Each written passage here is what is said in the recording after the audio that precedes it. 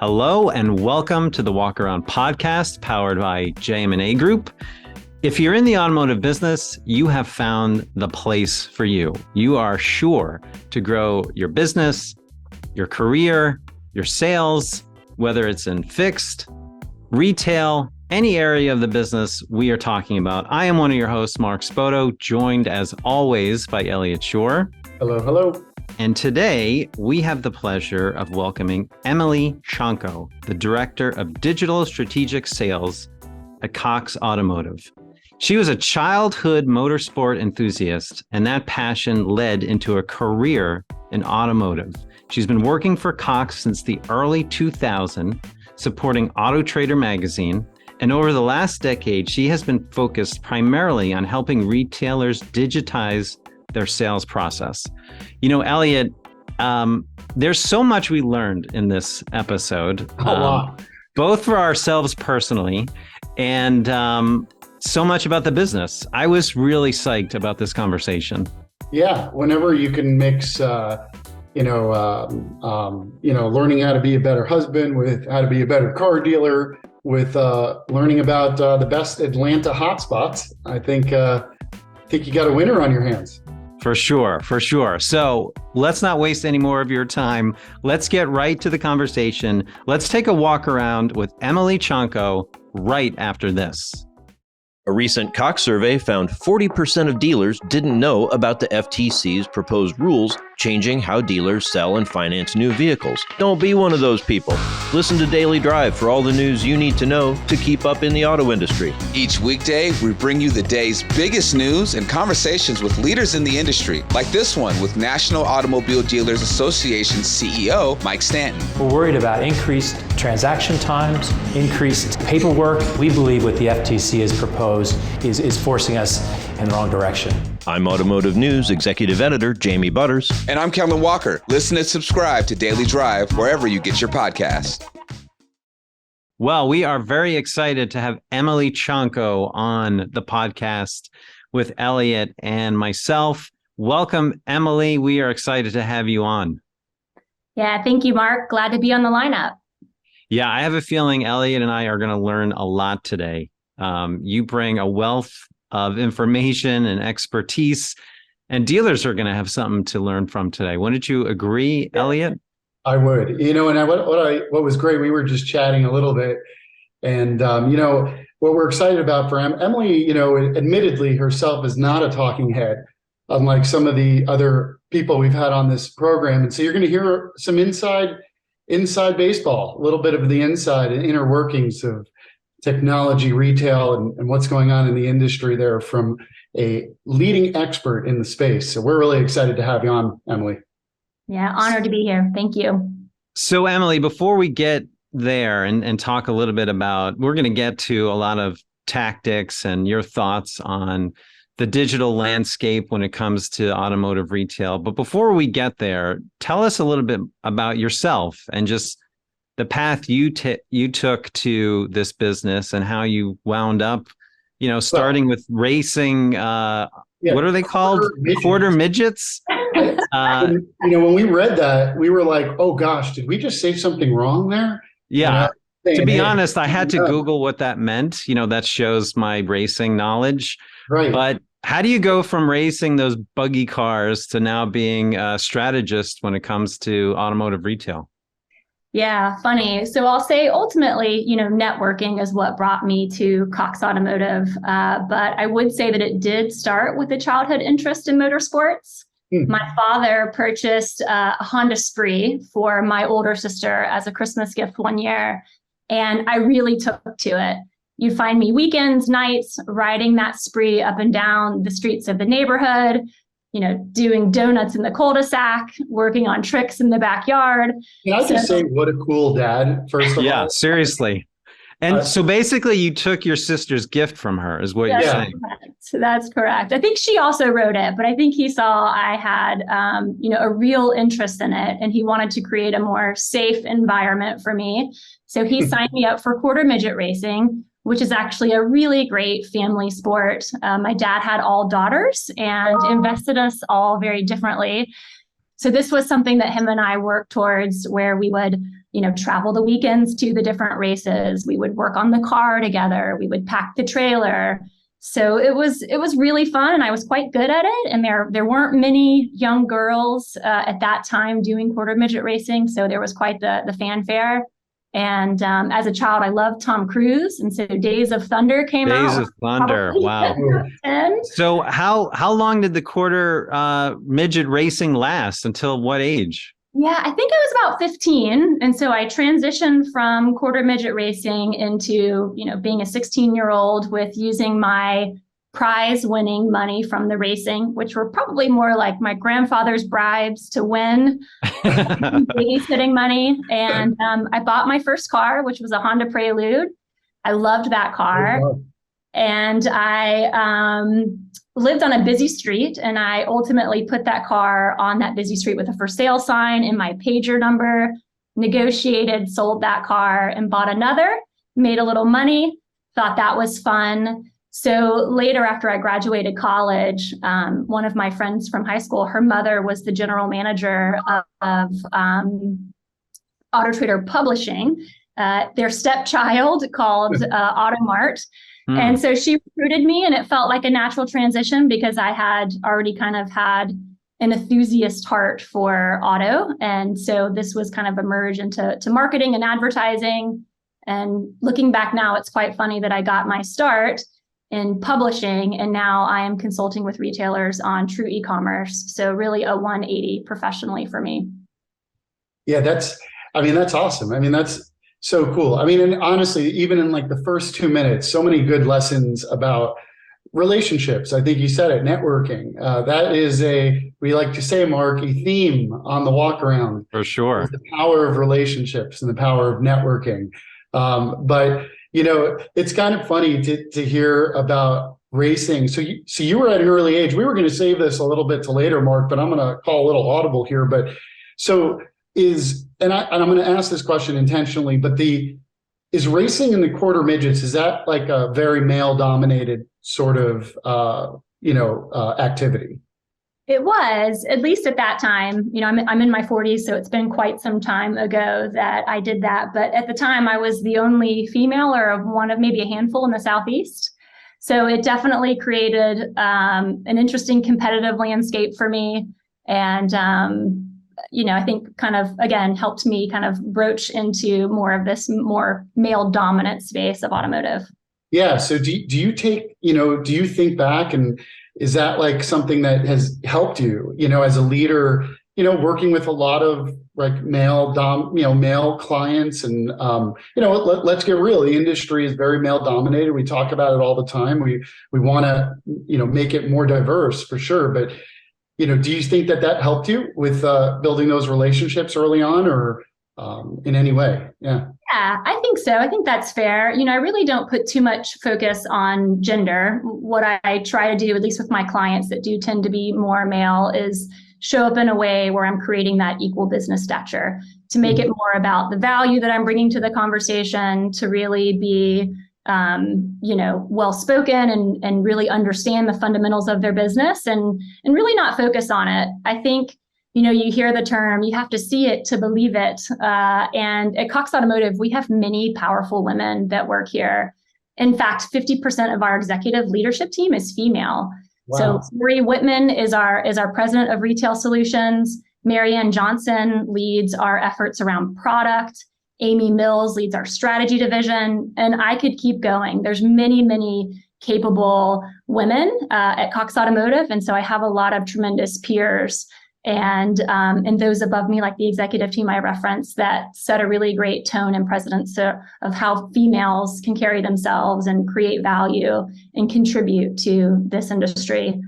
We've always had really strong DE&I efforts, diversity, equity, inclusion, which has become a very big topic in our industry since the most recent unrest. But I will say, in almost my 20 years working for Cox Automotive, it's really been a cornerstone of our policies and how we operate. And so I really don't think much about being a female. I just show up and try to earn my clients' business and be a part of the solution for them, and really make it a non-issue. So, Emily, I mean, you've been in the business for a while now. Have you seen things change in that regard? Have you seen more balance, not just in the numbers and the amount of females who are in the industry, but just the interaction?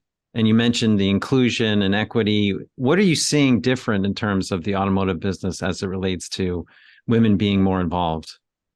Yeah, that's a great question. I think it's as we speak about the DE&I efforts, that was really in the forefront of the conversations at the Women in Automotive. There was a recent conference that Automotive News put on, and it seemed like every manufacturer has someone in a role that's promoting that and trying to ensure that there are policies that support all types of families and gender and diversity. So it's definitely really in the forefront. But I do believe there's definitely differences in the ways that females and males operate. And women do bring a certain tenacity and creativity to the workplace, and particularly working mothers.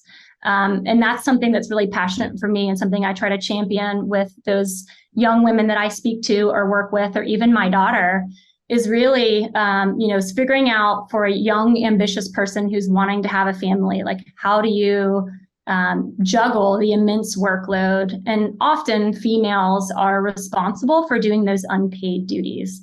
So if you think about grocery shopping, scheduling the doctor's appointments, Right. Laundry, you name it, typically women are tasked with doing that. And so I find that women professionally really have kind of a special tenacity that allows them to juggle multiple things and be excellent multitaskers. And so what I really see is women with grit and resilience. And so I try to focus on that in my hiring process and when I'm working and supporting women. But I think my recommendation to ambitious young women is to find equity in a partner. When you're starting to build a life with someone, know that there's trade-offs and know that you need an environment that will allow you to have a really strong professional life. And there's trade-offs, right? So for my husband and I, he does laundry and I do most of the cleaning. He does the yard work. I do the taxes. So it's really about creating a lifestyle and a balance that allows you to, succeed professionally, whether in or out of automotive. But this business does tend to have longer hours than the traditional 9 to 5 and a 40-hour work week that you would find outside of this industry. Elliot, I told you we were going to learn something today. First, I thought it was going to be automotive retail, but we are learning relationship advice on the spot. This is amazing. I think I might need to have you talk to my daughter. So we'll talk. We'll take that one offline. Yes. But it's but I love what you said in there. I really do, because it's interesting to me. Working a little bit in the Southeast, the number one salesperson in the Southeast for Toyota is a female, Sandra Molina, super talented, a mother as well. And I remember, she would bring her daughter in and actually help her daughter would help her with deliveries, because when you sell 100 cars a month, you need help, right? To get all that. But Mark, I think back to something we talked about earlier, and Emily, to connect it with something you said on another podcast. We had a gentleman, what was his name? I forget, but basically what he talked about is a job as a brand. And if you're not offering employment opportunities to people like mothers out there and you're just like, hey, we're going bell to bell 6 days a week, you can't do that, then you're not right for us in our organization. And think about all the amazing talent that you miss out on as an employer if you're not offering that path to people, right, Mark? Remember that? Yeah. No, yeah. This was our guest from Hireology, and he spoke about offering your job opportunities as products. And if you don't have a product that is going to be enticing for someone to join your organization, then you're looking at it from the wrong perspective. And Emily, I'm sure you would agree with that, as opposed to just creating a job that's one option for one individual in particular. Create something that appeals to many different individuals. Absolutely. Family first policies and encouraging those who are looking for a job. You want to find an employer that that will support you, because so much of your life is spent working, but you do need flexibility in today's day and age. Yeah. And Elliot, just to give credit, that is from Adam Robinson, who said that. Okay. Perfect. Yeah. I mean, because it's funny, because you're right. You need the right partnership with your partner, right? And then you also need the right partnership with your employer to make it all work. And I think what you're saying is you can achieve efficiency, optimal balance between both if being supported by both parties. Is that really what you're saying there? Yeah, absolutely. I think that's very fair. It's a relationship not only with your spouse, but also with your organization.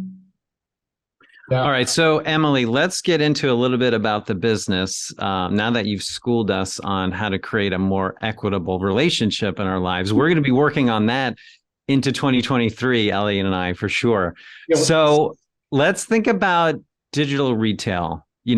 We talked a lot about it in prior episodes. It seems to be always top of mind. Yes, when you always. read. We don't even know what to call it at this point, because Modern retail, digital, online selling. I mean, there's so many terms, but I think something that you can help educate our dealers and our audience on is the distinction between digital retailing and e-commerce. Talk to us a little bit about that.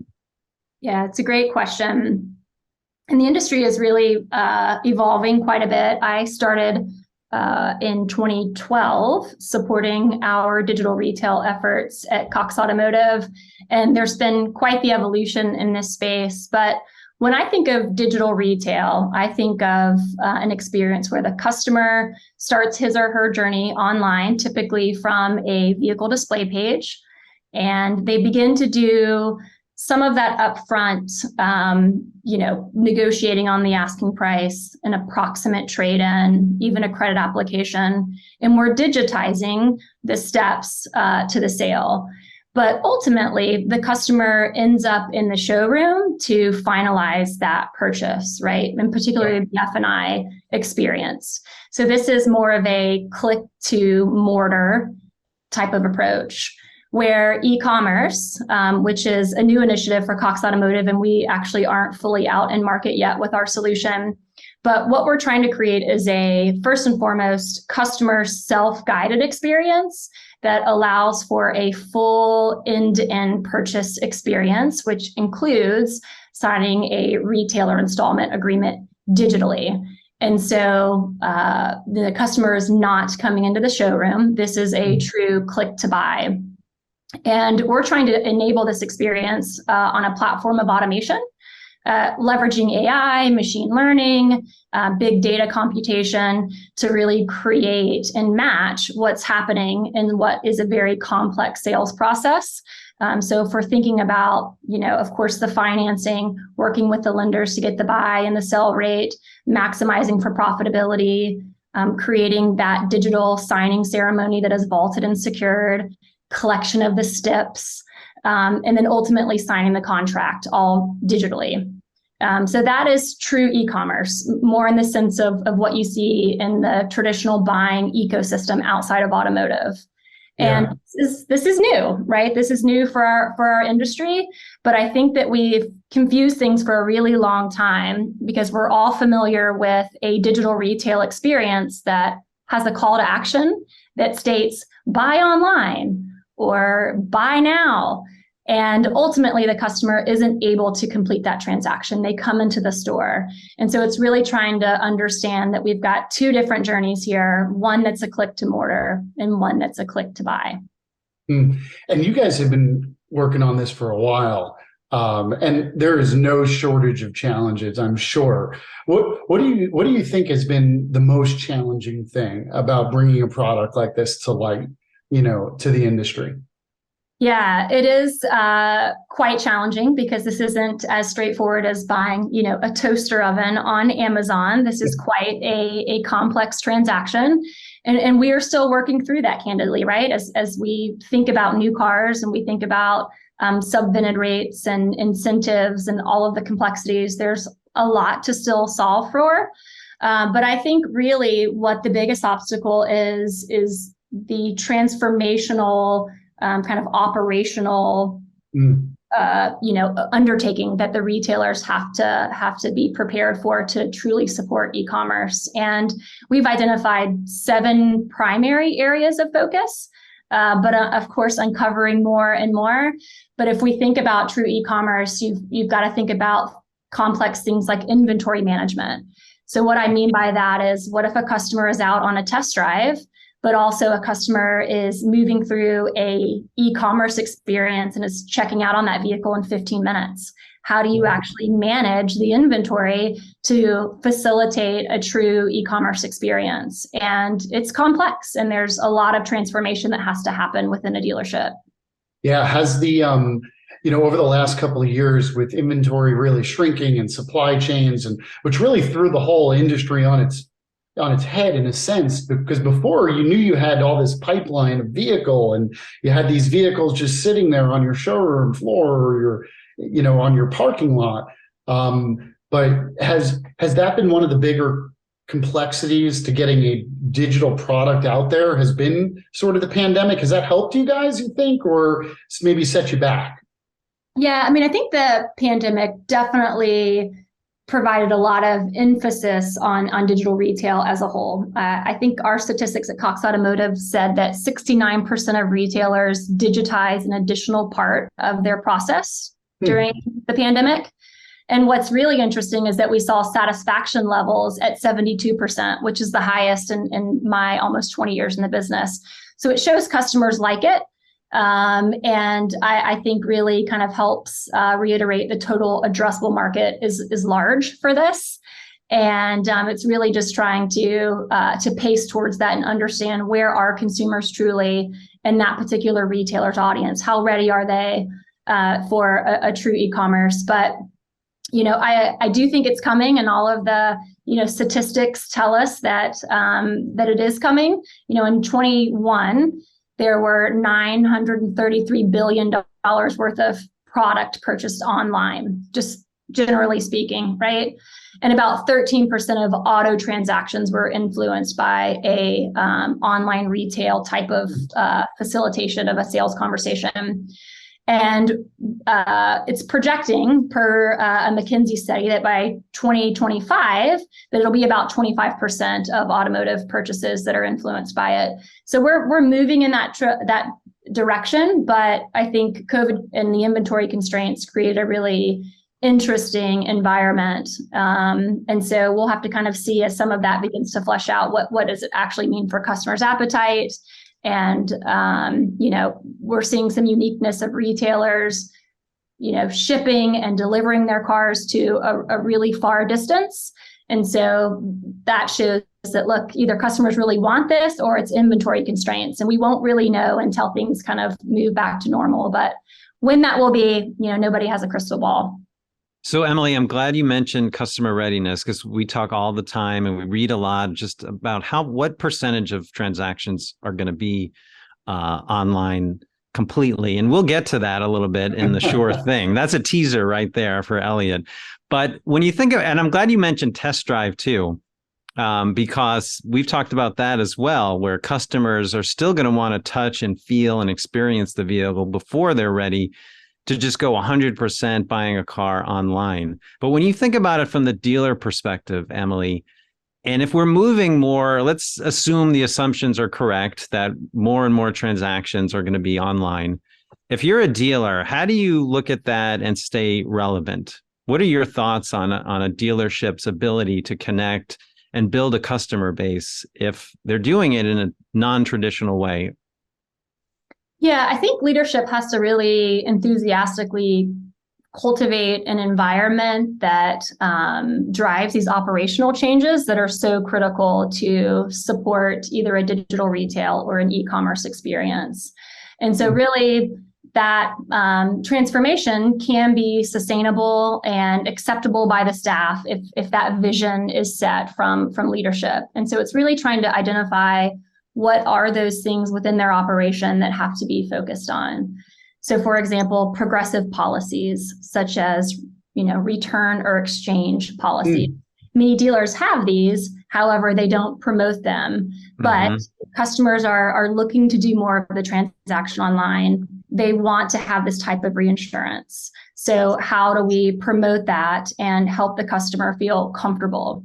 And it touches so many facets of the business. If we're talking merchandising, we've been talking, photos and comments on inventory since, the third-party classifieds came out forever ago. But how do we evolve it beyond that to do 360 spins, to disclose damage on a vehicle, to, show the tread on the tire? How are we beginning to look at our inventory and our merchandising strategies to really create the level of transparency that get customers comfortable with doing more online? And so it's really, evolving and trying to make a constant effort to gain buy-in and look towards the future and prepare their business for what's ahead. Yeah, it's funny. You hear so many dealers talk about that they want to, and it's great you make this distinction between digital retail and e-commerce. And we've heard modern retail, we've heard many different type flavors of the wording, but where would you say the dealers are? Would you say a lot of them are pursuing e-commerce at this point, or would you say more that's sort of an OEM pursuit versus a dealer pursuit at this point? Yeah, I think digital retail is definitely more kind of the mainstream. I think most dealers have some portion of their process that has been digitized, even if it's as simple as payment merchandising, right, or taking deposits on vehicles. But I think the big distinction is that we simply haven't had as much technology that supports true e-commerce. We've really just had tools that facilitated this click to mortar type of experience that gains efficiencies, but doesn't really solve for e-commerce. So we've seen the new form disruptors, lots of press and talk about where they're at. But I think regardless of execution, there's a clear demand from customers seeing that growth, right? Living in Atlanta and being here in the, in the 2010 stage, 2012, when Carvana was coming to the market, to see the kind of growth of the customer base that they've gained over the years shows us that there's an appetite. And while I realize the test drive is really critical and most customers are looking for that type of experience, there are consumers who buy mattresses online, who buy perfume online. Now, of course, those aren't complex transactions and as expensive of a transaction, but I do think we'd be naive to think that customers don't want it. And so the future-facing dealers are thinking about it and looking at their sales process. And the manufacturers, as you mentioned, Elliot, they definitely have their sights on, an EV strategy that does support that direct-to-consumer. And it'll be interesting to see where that goes. Emily, when you think about a dealer, though, and they're looking to get into this, and maybe they've been sitting on the sidelines and now realizing, I got to get my sales process more in line with the future, where would you start? Is it looking at their website, optimizing that experience? What would be your advice? Right, or do you start in the showroom, to your point? If it's an operational challenge, right? Do you get the house ready before you start the digital process? Where do you begin? Yeah, I think it varies based on the dealer, right, and their readiness. But I do think staffing is a really big place to focus in the sales process. And as we're talking true e-commerce, we're helping our retailers with finding someone who has a hybrid skill set of both F&I as well as BDC. How can we talk to a customer digitally and have that finesse of a selling experience on the front end, but also on the back end? So how are we prepared to support a full sales conversation where we're not having to have these multiple touch points between, the salesperson, the desk manager, the used car manager who's doing the trade appraisal, the F&I, team member, maybe a TO floor sales lead, trying to limit all of the touch points and figuring out how to really streamline that sales process, I think is a really great place to start. All right, Elliot, what do you think? Should we jump right into sure thing, or do we want to double down a little bit more on this? I could talk about this forever. I could, but I think our audience demands. They That's demand right. it. Demands it. Yeah, and I even have a hot take for you, gentlemen. So, Oh, wow. Hear So it. Emily came prepared for this. Not surprised. Not surprised. All right. For those that don't know, Wait, should we get to Emily's hot take first? Or should we do? Yeah, maybe we should do Emily's first, and then we'll close with the sure thing. So, Emily, why don't you begin? Okay, I like it. So Jonathan Smoke is a chief economist within automotive. His Twitter handle is Smoke on Cars, if you guys aren't familiar. But he does do kind of a quarterly, approach towards what we're seeing within automotive and what to anticipate. He's great. I've absolutely seen him present multiple times. He's a really smart guy and Love it. Good presenter. Definitely. Yep. So we call him DJ Smoke because he also pairs these with a song. And so for quarter four, he gave us 2 songs that speak to what we're seeing with the Federal Reserve, trying to drive the economy down and stop inflation by increasing interest rates. Mm-hmm. And so he directed this to Chairman Powell, and he had 2 songs, Under Pressure by Queen and David Bowie. And then also Don't Let the Lights Go Out by Panic at the Disco. And so I'm curious if you guys agree that this hot take of these songs were fitting, or if you have an alternative song that you would align for this last quarter. Yeah, I would probably, off the top of my head, it sounds about accurate. I might add a little Please Don't Stop the Music by is that Rihanna? I think. Please don't stop. Is that right? Yes, because very good. If they raise rates too much, they will completely stop the party, and I don't want them to do that too much. So yeah, I think Under Pressure sounds about right. And the second one was Panic at the Disco. Panic. Yeah. So right along the lines of Panic at the Disco, I'd say, yeah, Please Don't Stop the Music. I would add to that. Actually, I think any song by Panic at the Disco would be sufficient because it felt like we were in a sense of panic at the disco, literally. So I totally love those 2 takes. I wouldn't change a thing. Those are great suggestions. Yeah. I like it. And then maybe if we could give a little homage, I know you're Atlanta. I know. But, Mark and I are big Heat fans. And so, whenever the Heat win, they play The Heat Is On. Yes, that's right. The Heat Is On. And so I must go with a little, The Heat Is On the economy right now. And hopefully they don't take all the heat away and we keep some growth. What about you, Emily? Do you agree with those takes? Do you have a song of your own? I agree. I think he's spot on. Totally. All right. So now the when time. I see him, DJ Smoke, I feel like that should be like an NADA event or something. DJ Smoke, come for some economics, stay for the music, He does have a Spotify channel that you can follow along to. Oh, wow. Well, Ellie, I think we just got an idea. Maybe you should have a Spotify channel for Sure Thing. That sounds like a lot of work. We'll work on that one. All right. Okay. So let's get going on your 3 hot takes for Emily here. Emily, I think you know how this works. Elliot will give his hot take and you will tell us, is it a sure thing or not a sure thing? So, we talked a lot about e-commerce, digital retailing, and actually we did a little research. We know Cox came out with some predictions for 2023, might have been influenced by DJ Smoke, but we keyed in on number 9. And number 9 of the Cox predictions for 2023 was half of vehicle buyers will engage with digital retailing tools in 2023. Now, I know that sounds like a lot to me. To be honest, it's 50%. That's a lot of engagement with digital retailing tools.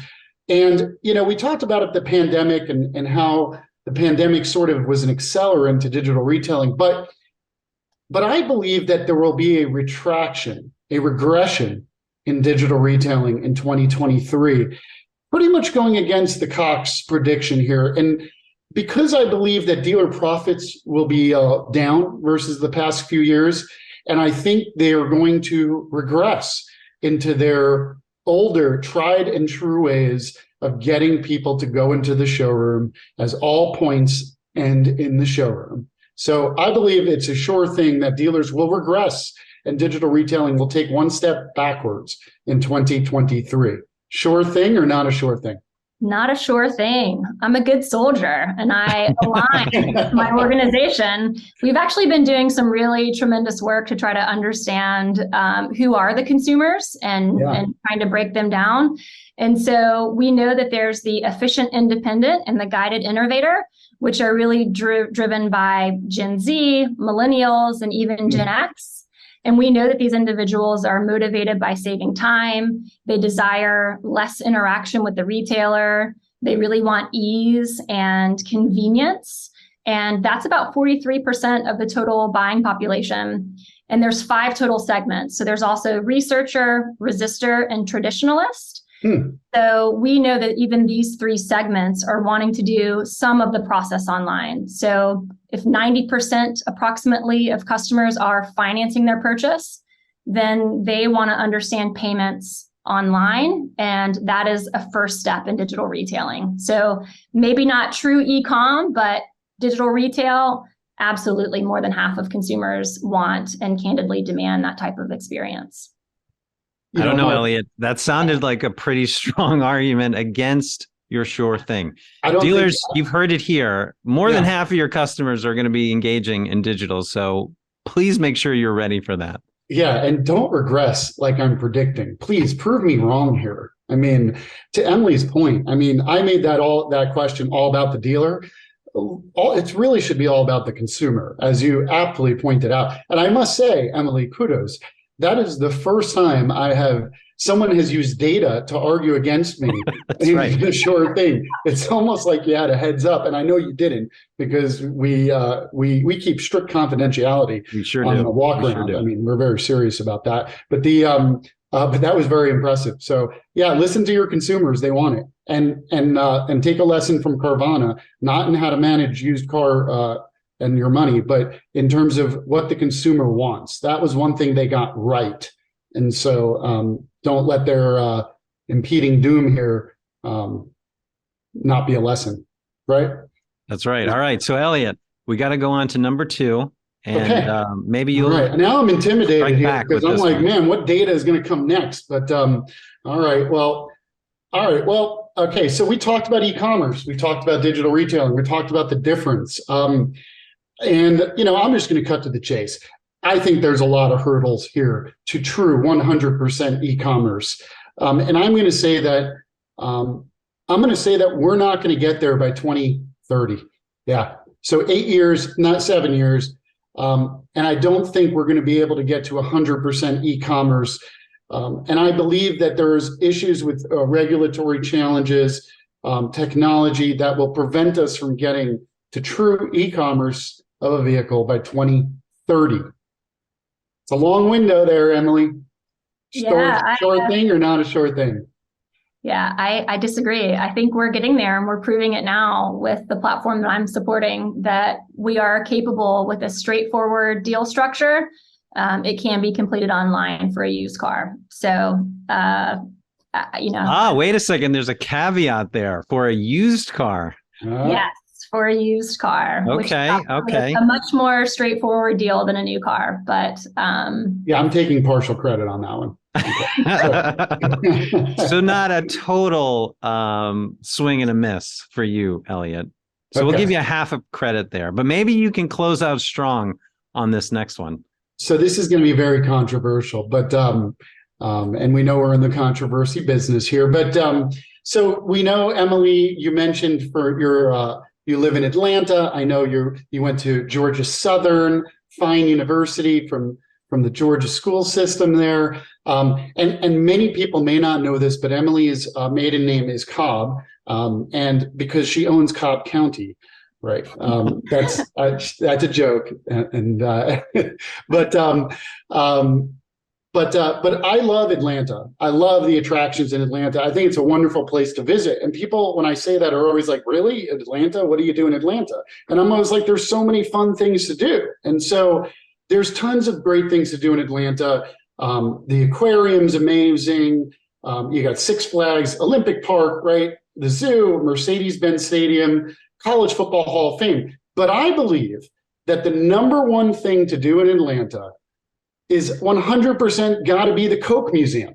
Because where else can you sample 100 different versions of soda in one place from all around the world? So I believe it's a sure thing that the number one thing to do in Atlanta is the Coke Museum. Listen, I have a lot of stock in Coca-Cola, so I'm going to say sure thing. Everybody, come check it out. We want and need your business. Elliot, are you just trying to get free samples sent to us? Is that the goal here? Coke, if you're listening, I'm a huge fan. See, of your product. I'm drinking it right now.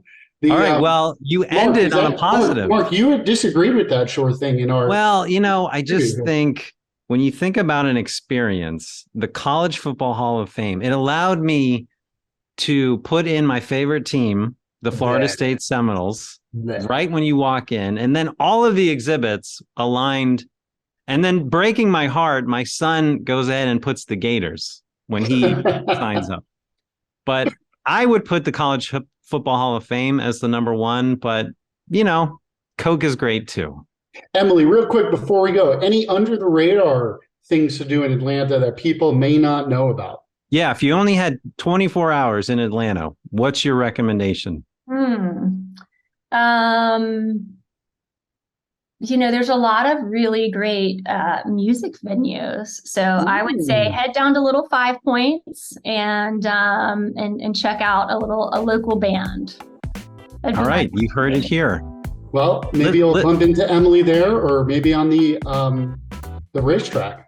Right? Listen, Elliot, can you think of a better podcast where you're going to talk auto racing, relationships on how to be a better partner, digital retail, and now best places to go in Atlanta? I mean, this was chock full of everything you could possibly ask for. It was a blast. It was an absolute blast. Thank you so much, Emily. Thank you so much. I know you're on LinkedIn. If people want to reach out to you, look up Emily Chonko on LinkedIn, and I'm sure you will be ready to respond to dealers looking for some advice. This was a pleasure, guys. Thanks for having me. Thanks, Emily.